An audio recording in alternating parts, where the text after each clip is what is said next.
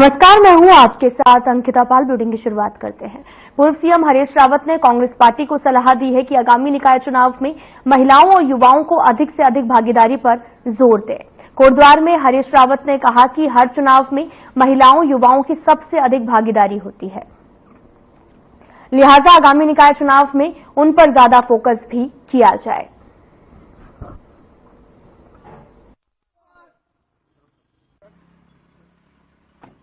युवा और महिला, और बल्कि मैं कांग्रेस के लोगों से कह रहा हूं कि युवा और महिला दोनों के सहारे जो है आप आगे का चुनाव की रणनीति तैयार करें और नगर निकायों के चुनाव को जीतने का जो रास्ता है वो युवाओं और महिलाओं के साथ चले।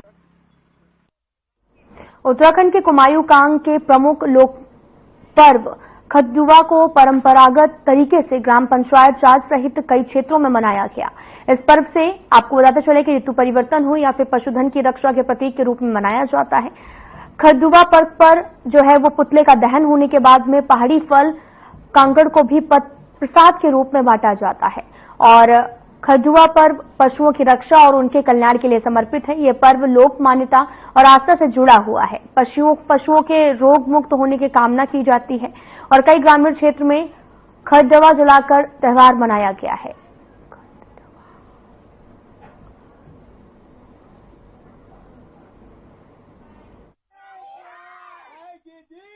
खतजुआ पर्व की बहुत बहुत शुभकामनाएं सभी क्षेत्रवासियों को, सभी उत्तराखंड वासियों को। और ये पर्व जो है ये हम हर वर्ष हर्षोल्लास के साथ मनाते हैं और सभी को एक बार फिर से खतजुआ की बहुत बहुत शुभकामनाएं। आज हम अपने नन्हे मुन्ने साथी जैसे बच्चों के साथ खतजुआ का त्योहार मना रहे हैं। सबके साथ सबसे सीनियर कहने को मैं ही हूँ और इन बच्चों के साथ मैं इनका जो ये खतजुआ का हमारा एक पर्व है उत्तराखंड का, मैं इस पर्व में इनके साथ उसमें शामिल हूँ और मुझे भी अच्छा लग रहा है इनके साथ फिर से हमारे दिन लौट आए। कह रहे हम बचपन में बहुत खेलते थे इस खतजुए को और आज अच्छा लग रहा है। एक बार फिर से सभी उत्तराखंड वासियों को मेरे आज के खतजुआ त्योहार की बहुत बहुत शुभकामनाएं।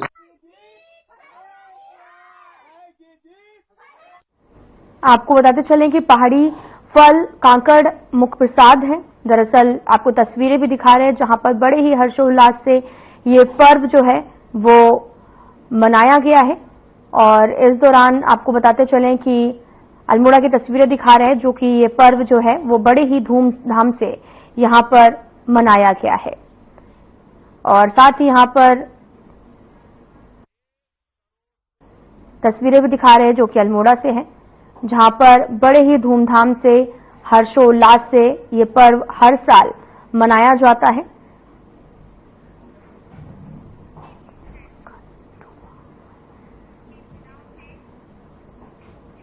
सीएम पुष्कर सिंह धामी ने प्रदेश के कई जिलों में अवरुद्ध मार्गों को 2 दिन के भीतर खोलने के निर्देश दिए हैं। साथ ही जो मार्ग 2 दिन में नहीं खोले जा सकते हैं उसके कारण सहित उसकी रिपोर्ट सचिव आपदा प्रबंधन और पुनर्वास को उपलब्ध कराने को कहा गया है। मुख्यमंत्री ने भी स्पष्ट किया कि अवरुद्ध मार्गों को शीघ्र ही खोला जाए और इस संबंध में लापरवाही बिल्कुल भी बर्दाश्त नहीं की जाएगी और साथ ही लापरवाही बरतने वाले अधिकारियों के खिलाफ कड़ी कार्रवाई की जाएगी। मुख्यमंत्री के निर्देश पर सचिव आपदा प्रबंधन और पुनर्वास विनोद कुमार सुमन ने सोमवार को प्रदेश के कई जिलों में बंद मार्गों को लेकर सभी जिलों के अधिकारियों के साथ में बैठक की है और सभी अवरुद्ध मार्गों को जल्द से जल्द सुचारू करने के भी निर्देश दिए गए हैं।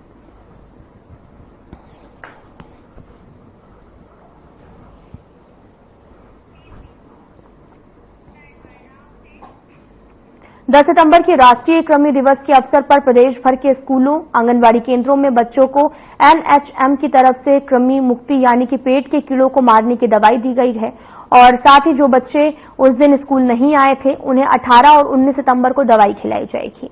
और इस बात को लेकर एनएचएम की मिशन निदेशक स्वाति सिंह भदौरिया ने कहा कि कृमि दिवस के दिन उत्तराखंड के लगभग 34 लाख बच्चों को कृमि मुक्ति की दवाई भी दी गई है। साथ ही उन्होंने ये भी कहा कि जो बच्चे शेष रह गए हैं उन्हें 18 और 19 सितंबर को रखे गए मॉपअप सेशन में दवाई भी दी जाएगी।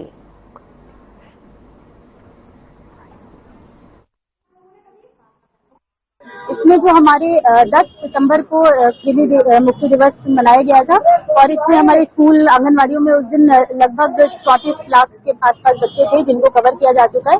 रिमेनिंग जो बच्चे उस दिन नहीं हो पाए थे उनका मॉपअप सेशन 18 और 19 सितंबर को रखा गया है, तो उसमें हम 100% उपलब्धि हासिल करने का सभी का प्रयास रहेगा। राजीव गांधी कॉम्प्लेक्स में पसरी गंदगी और परिसर के सामने पुरानी तहसील में कूड़ा फेंकने की खबर पर जिलाधिकारी सविन बंसल ने संज्ञान लिया है। जिलाधिकारी के निर्देश पर नगर निगम की टीम ने पुरानी तहसील परिसर में कूड़ा फेंकते हुए एक संस्था के लोगों को रंगे हाथ पकड़ लिया। संस्था के ठेकेदार के खिलाफ 1 लाख रुपए का जुर्माना भी नगर निगम ने लगाया है।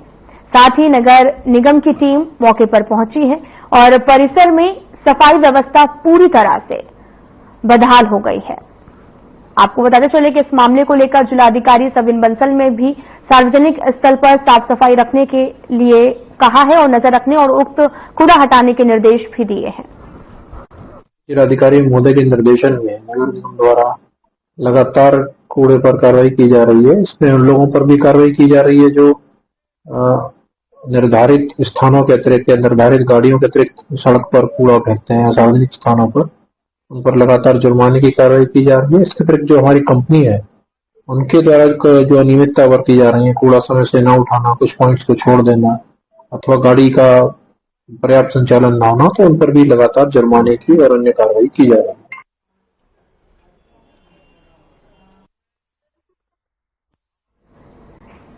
उत्तराखंड पुलिस की ओर से राज्य की कानून व्यवस्था को दुरुस्त रखने के उद्देश्य से कई अभियान चलाए जा रहे हैं। डीआईजी गढ़वाल करण सिंह नगियाल ने बताया कि फिलहाल में प्रदेश में बढ़ी आपराधिक घटनाओं को देखते हुए उत्तराखंड पुलिस की ओर से 1 सितंबर से वांछित अपराधियों के विरुद्ध कार्रवाई भी की जा रही है। साथ ही इसके अलावा जिन अपराधियों की गिरफ्तारी नहीं हो पा रही है उनके इनाम भी घोषित किए जा रहे हैं और इसके अलावा जो इनामी आरोपी वांछित चल रहे हैं उनकी इनामी राशि बढ़ाई जाएगी। और उन्होंने ये भी बताया कि पुलिस की ओर से किराएदारों के सत्यापन भी कराए जा रहे हैं। उन्होंने बताया कि जिन भी मकान मालिकों ने किराए के सत्यापन नहीं कराए हैं उनके खिलाफ कार्रवाई की जाएगी। साथ ही गढ़वाल मंडल के 7 जनपदों में कुल वांछित अपराधी 266 हैं, जबकि 110 इनामी अपराधी वांछित चल रहे हैं जिनकी गिरफ्तारी के प्रयास किए जा रहे हैं। इस बीच जो है जो अपराधों के संबंध में काफी चर्चाएं हो रही है, तो उसी को जो है नियंत्रित करने के लिए पुलिस विभाग ने 1 तारीख से एक अभियान चलाया जिसमें जो बड़ी संख्या में वांछित अपराधी है उनकी गिरफ्तारी किया जाए। तो 1 तारीख से हमने शुरू कर दिया और जिसकी गिरफ्तारी नहीं हो पा रही है उसे इनामी घोषित किया जाए।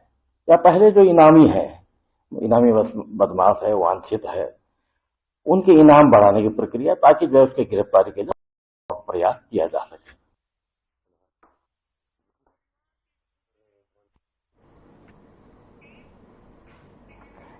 वैन और स्कूली बसों में छात्राओं की सुरक्षा को देखते हुए अब परिवहन विभाग सख्त हो गया है। पिछले दिनों स्कूली छात्रा से छेड़छाड़ का एक मामला सामने आया था, जिसके बाद में परिवहन विभाग ने स्कूली छात्राओं की ध्यान में रखते हुए अब स्कूली वाहनों में सुरक्षा मानक तय करने शुरू कर दिए हैं ताकि घर से स्कूल तक छात्राएं सुरक्षित जा सके। इसी क्रम में संभागीय परिवहन अधिकारी परिवर्तन शैलेश तिवारी ने कहा कि हमारी कोशिश है कि स्कूल में अध्ययनरत तमाम छात्राओं की सुरक्षा को देखते हुए यह सुनिश्चित किया जा रहा है कि छात्राओं के बैठने की जगह सुरक्षित हो और इस लगातार कड़े कदम उठाए जाएं। शैलेश तिवारी ने कहा कि इस संबंध में एक बैठक भी आयोजित की गई जिसमें छात्राओं की सुरक्षा को देखते हुए विचार विमर्श किया गया है।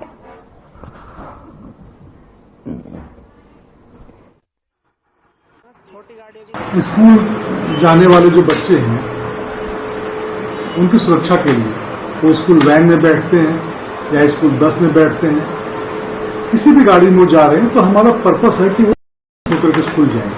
अभी हम लोगों ने बीच में शिकायत मिली थी कि स्कूल वैन में स्कूली छात्रा से बदतमीजी और छेड़छाड़ की, तो उसी रेफरेंस में हम लोगों ने कोशिश किया है कि कैसे बच्चों को सुरक्षित रखा जाए स्कूल वैन और स्कूल बसों में। तो हम लोगों ने एक नियम बनाया है कि जो स्कूल वैन है, स्कूल वैन का जो ड्राइवर का केबिन है, यानी ड्राइवर के बगल का जो एरिया है, वहां छात्राओं को नहीं बैठाया जाएगा। कल हम लोगों ने एक बैठक ली थी स्कूल वैन एसोसिएशन की और उन लोगों ने भी सहमति जताई है।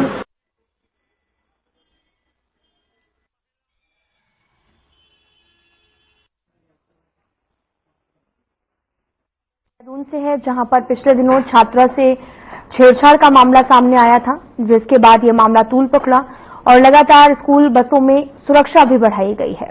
दरअसल परिवहन विभाग इस पूरे मामले पर सख्त है और सख्ती के बाद में लगातार तमाम तरह के निर्देश भी यहां पर दिए गए हैं ताकि बच्चे सुरक्षित रहें। पिछले दिनों छात्रा से छेड़छाड़ का मामला सामने आया था, जिसके बाद में परिवहन विभाग ने सुरक्षा बढ़ा दी है। स्कूल बसों में अब सुरक्षा बढ़ाई गई है ताकि बच्चों के साथ में किसी भी तरह की कोई भी हरकत ना हो सके। साथ ही स्कूल बसों में सुरक्षा लगातार बढ़ाई जा रही है। वहीं अभिभावक भी अपने बच्चों को लेकर लगातार परेशान नजर आते हैं और इसी दौरान विभाग की तरफ से अब सुरक्षा व्यवस्था भी बढ़ा दी गई है। आपको बताते चलें कि स्कूलों की बसों में अब सुरक्षा व्यवस्था जो है वो बढ़ा दी गई है और कई तरह के इंतजाम भी यहां पर किए गए हैं। साथ ही आपको बताते चलें कि स्कूल के बच्चों को लाने और वापस लेकर जाने पर ऑटो रिक्शा हो या फिर स्कूल की बसें हों, उनको कई तरह के जो मानक हैं उनका पालन करना होगा। और साथ ही स्कूली बसों पर आपको बताते चलें कि तमाम तरह की जो सुरक्षा है वो मुहैया कराई गई है।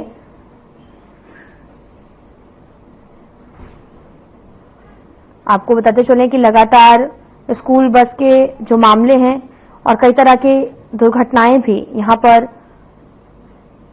सामने आती रहती हैं, जिसको लेकर ताजा मामला ही अभी सामने आया था, जिसको लेकर देहरादून में सुरक्षा व्यवस्था अब चाक चौबंद कर दी गई है। स्कूली वाहनों में बच्चों की सुरक्षा व्यवस्था पर कई तरह के सवाल भी खड़े होते हैं। यौन उत्पीड़न की बढ़ती शिकायत पर अब संज्ञान लिया गया है। प्रधानमंत्री नरेंद्र मोदी के जन्मदिवस के अवसर पर मुख्यमंत्री ने भी आपको बताते चले कि शुभकामनाएं दी हैं और उनकी लंबी उम्र की कामना की। सीएम धामी ने कहा कि पीएम के नेतृत्व में भारत देश पूरी दुनिया में तरक्की कर रहा है। उन्होंने कहा कि पीएम के जन्मदिन पर सभी को बेसब्री से इंतजार रहता है, क्योंकि पीएम का जन्मदिवस सेवा पखवाड़े के रूप में मनाया जाता है और उत्तराखंड बीजेपी प्रदेश जो है बीजेपी प्रत्येक साल की तरह इस बार भी पीएम के जन्मदिन को सेवा पखवाड़े के रूप में अनेक सेवा के कार्यक्रम के साथ मना रही है।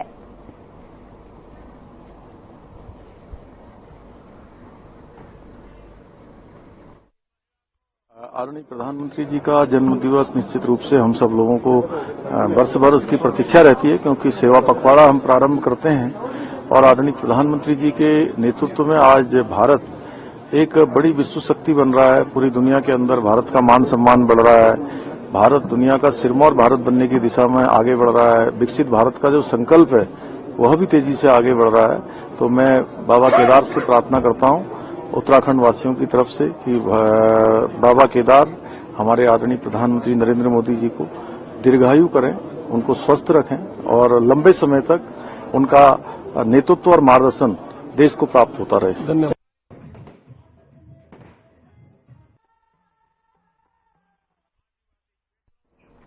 अखिल भारतीय महिला कांग्रेस के 40वें स्थापना दिवस पर उत्तराखंड महिला कांग्रेस ने प्रदेश भर में सदस्यता अभियान की शुरुआत की है।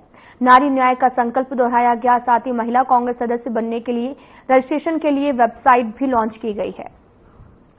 प्रदेश मुख्यालय राजीव भवन में उत्तराखंड महिला कांग्रेस अध्यक्ष ज्योति रौतेला ने भी महिला सशक्तिकरण के लिए अपनी प्रतिबद्धता को दोहराया और कहा कि महिला कांग्रेस महिलाओं के अधिकारों की रक्षा, उनके सशक्तिकरण के लिए काम करने के लिए प्रतिबद्ध है।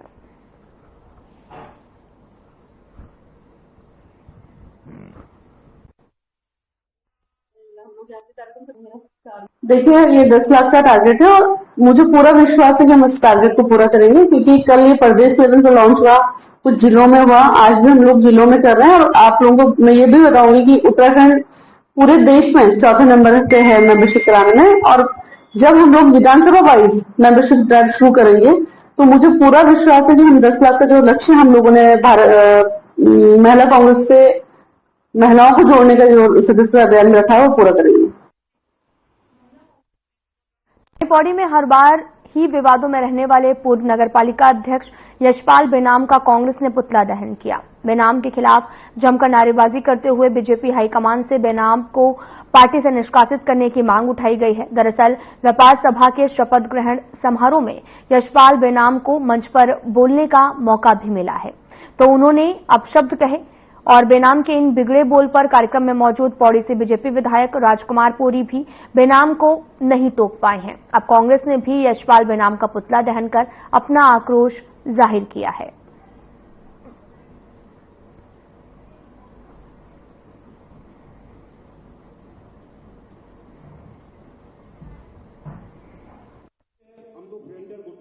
यहाँ पर कल एक कार्यक्रम था, उसमें हमारे पूर्व नगरपालिका अध्यक्ष जी बेनाम जी यहाँ मौजूद थे। तो मंच से वो पौड़ी की जनता को जिस अभद्र भाषा से पुकार रहे थे या मतलब संबोधित कर रहे थे, वो बहुत ही शर्मनाक है।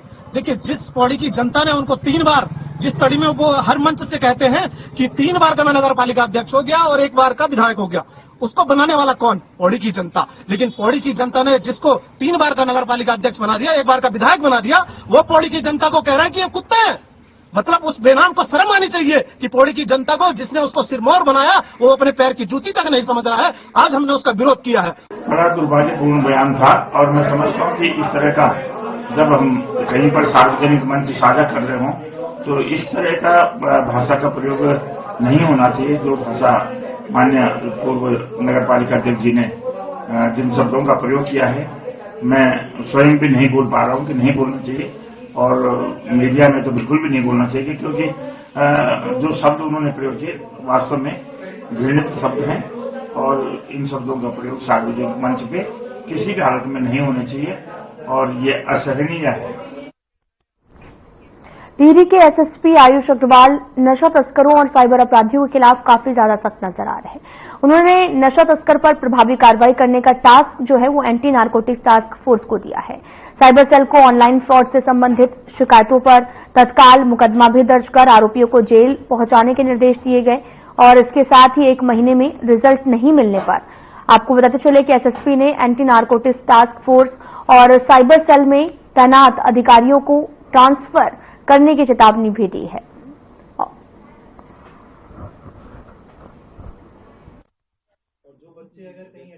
रेती क्षेत्र में भ्रमण करके जो मेन हमारे ट्रैफिक के इश्यूज हैं उन सभी को अध्ययन किया गया है मौके पर जाकर, और क्या क्या हमारा ट्रैफिक व्यवस्था रहती है सीजन के समय पर, कहां से हम डाइवर्ट करते हैं, और इसमें सभी लोगों से बात करके, हमारी टीम से बात करके कि क्या क्या इम्प्रूवमेंट किया जा सकता है, उन सभी चीजों पर काम किया जाएगा, जिससे कि जो भी हमारा अक्टूबर में सीजन आने वाला है इसमें भी हमारी ट्रैफिक की व्यवस्था बेहतर हो और आगामी जो नेक्स्ट ईयर का हमारा जो 4 धाम और राफ्टिंग का सीजन चलेगा उस समय पर व्यवस्थाओं को और बेहतर किया जाए, इस दिशा में कार्य किया जाएगा।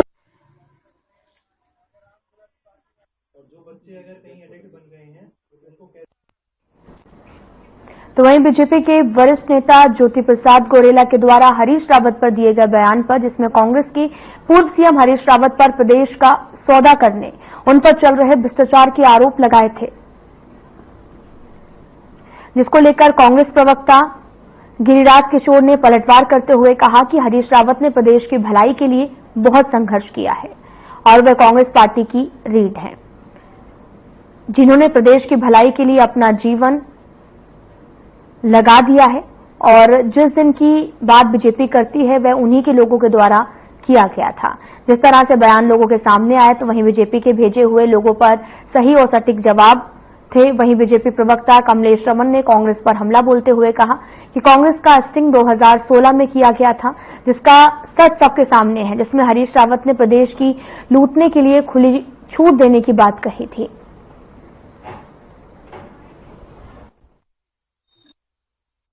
और ये छदमी जो है, ये छदमी, देखिए भाजपा इक्वल टू झूठ प्लस छद्म प्लस झूठ छल छद्म इक्वल टू भाजपा होता है। ये निश्चित है, इनकी डेफिनेशन बन चुकी है, इनकी परिभाषा मैं बना चुका हूं कि केवल छल की, छद्म की और झूठ की राजनीति भाजपा करती है। आज हरीश रावत जी पे अगर एक कोई टिप्पणी कर रहे हैं, कुछ बोल रहे हैं, हरीश रावत स्तंभ है कांग्रेस के, सुन लीजिएगा, वैसे स्तंभ है।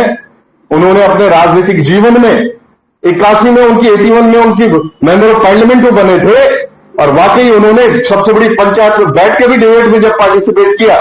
देखिए, उल्टा चोर कोतवाल को डांटे, खुद गलती करे, खुद भ्रष्टाचार करे, खुद गलत काम करे और आरोप भारतीय जनता पार्टी के ऊपर लगाए, ये पुरानी नीति बन चुकी है कांग्रेस की। तो जो काम आपने 2016 में किए थे, आपका स्टिंग हुआ है, आपने बोला है ना, आपने कहा है ना मैं आंखें बंद कर लूंगा, प्रदेश को लूट लो, ये तो कहीं तक झूठ नहीं है। और जिसने स्टिंग कराया और कांग्रेस का मामला है, उसमें भारतीय जनता पार्टी कहां से आ गई? भारतीय जनता पार्टी किसी को शरण देने का काम नहीं करती, भारतीय जनता पार्टी षड्यंत्र रचने का काम नहीं करती, ये कांग्रेस का काम है। तो ये कांग्रेस देखे इस बात को कि जिसने स्टिंग किया है, जो सामने बैठकर जो कह रहा है कि मैं प्रदेश को लूट लूं, तुम प्रदेश को लूट लो और मैं आंखें बंद कर लूंगा, तो ये कोई छोटी बात नहीं। आगामी त्योहारों को लेकर पुलिस प्रशासन ने अपनी तैयारी शुरू कर दी है। देहरादून के सभी चौकी और थाने में सभी धार्मिक और सामाजिक संगठनों की शांति बैठक बुलाई गई, जिसमें कई त्योहारों का आयोजन शांतिपूर्ण और सौहार्दपूर्ण हो सके। पितृपक्ष, नवरात्रि, दशहरा समेत कई त्योहार आयोजित होने वाले हैं। और वहीं एसएसपी देहरादून अजय सिंह ने बताया कि आगामी त्योहारों को लेकर शांति बैठक, धार्मिक जुलूस का रूट, कानून और यातायात व्यवस्था बनाई जा रही है, जिसमें इस दौरान सभी धर्मों के त्योहार आपसी सौहार्द से बन सके। अभी जो आने वाला अभी समय है, सप्ताह देखें या आने वाला माह है, वो काफी सारे हमारे इसमें 30 त्योहार भी पड़ते हैं और खासकर बड़े बड़े त्योहार है जो सभी धर्मों से रिलेटेड होते हैं। और आगामी अभी ईद का त्योहार हो, चाहे विश्वकर्मा पूजा और आने वाले महीनों में अन्य जो त्योहार आ रहे हैं, इसको देखते हुए थाना स्तर पर जो हमारी सांप्रदायिक सौहार्द कमेटी होती है, पीस कमेटी होती है, उसकी मीटिंग करने को सभी को बताया गया है कि सभी पक्षों के साथ पूर्व मीटिंग कर लें। अक्सर जो विवाद का कारण बनता है वो ऐसे कोई धार्मिक जुलूस होते हैं जो पहली बार या किसी ऐसे रास्तों से गुजरते हैं, वहां कोई रास्ते में लेकर कोई विवाद ना हो, उसको देखते हुए रूट वगैरह जो जुलूस के धार्मिक जुलूस हैं उनको पहले एक बार पुनरीक्षण कर लिया जाए। किसी को कोई आपत्ति है या पूर्व में कोई ऐसे विवाद हुए हैं उस रास्तों पर या जुलूस में या विसर्जन के दौरान, जैसे गणेश चतुर्थी आपने बताया, विसर्जन के दौरान भी कभी कोई विवाद है।